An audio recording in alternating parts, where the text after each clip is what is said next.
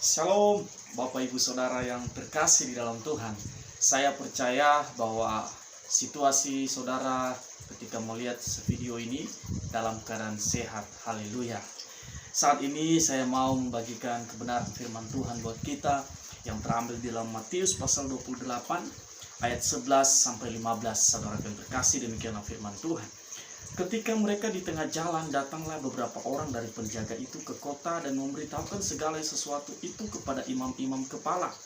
Dan sesudah berunding dengan tua-tua, mereka mengambil keputusan, lalu memberikan sejumlah besar uang kepada serdadu-serdadu itu, dan berkata, "Kamu harus mengatakan bahwa murid-muridnya datang malam-malam dan mencurinya ketika kamu sedang tidur.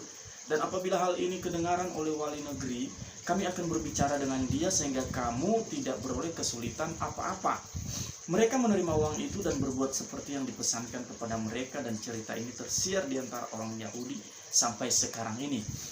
Jadi dalam kebenaran firman Tuhan ini, saudaraku yang terkasih, ketika Yesus bangkit, ya, malaikat memberitahukan kepada Maria dan beberapa murid yang lainnya. Bahkan di tengah jalan mereka berjumpa dengan Yesus. Ya, Yesus memberitahukan siapa dia dan tentang bagaimana kebangkitannya. Tetapi ada orang yang dimana serdadu-serdadu ini juga melaporkan hal yang dimana realita yang mereka lihat bahwa Tuhan sebenarnya sudah kuburnya kosong, saudara. Ya, batu yang besar itu telah digulingkan. Ini yang sebenarnya mereka lihat pada realita kenyataan. Tetapi ketika mereka ketemu di kota, ya, kepada siapa mereka ketemu? Kepada imam-imam kepala, saudara. Ternyata bahwa orang-orang yang memang hatinya busuk, yang memang hatinya imam-imam kepala ini punya hati yang memang tidak mau ada yang merugikan mereka sama sekali tentang pemberitaan ini, mereka membuat siasat. Siasatnya adalah mereka membeli sebuah informasi dari orang-orang ini, mengubahnya menjadi informasi yang salah. Seperti yang dikatakan di dalam sini adalah katakan bahwa cerita ini murid-muridnya mengambilnya dan membawa dia pulang. Saudaraku yang terkasih, mereka berupaya sebaik-baik mungkin untuk menggagalkan semua pemberitaan bahwa Yesus telah bangkit, saudara. Tapi inilah iman kita hari-hari ini sedang diuji. Demikian juga dengan masalah-masalah yang ada. Apakah kita masih percaya bahwa Yesus yang bangkit ini telah memberikan kita pengharapan kehidupan yang baru di dalam kehidupan kita?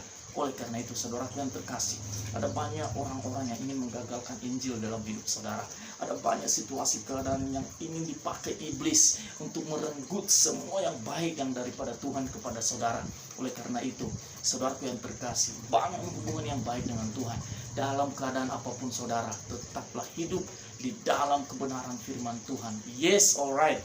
Ada tantangan yang kita hadapi. Betul, ada masalah yang kita hadapi.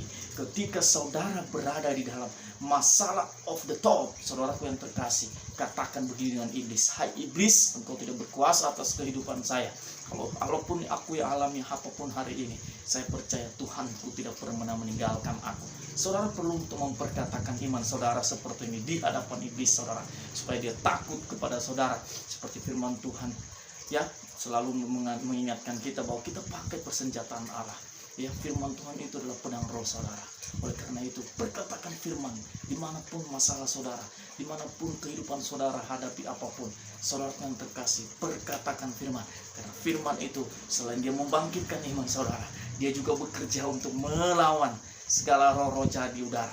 Oleh karena itu, pikiran-pikiran saudara harus ditundukkan di dalam pikiran Kristus, sehingga banyak orang, sehingga saudara pun merasakan Kristus yang realita hidup di dalam saudara. Saya percaya firman Tuhan ini memberkati saya dan saudara serta kita semua. Karena ketika hidup saudara diubahkan, orang lain pun dapat diubahkan melalui hidup saudara. Haleluya, shalom, Tuhan Yesus memberkati.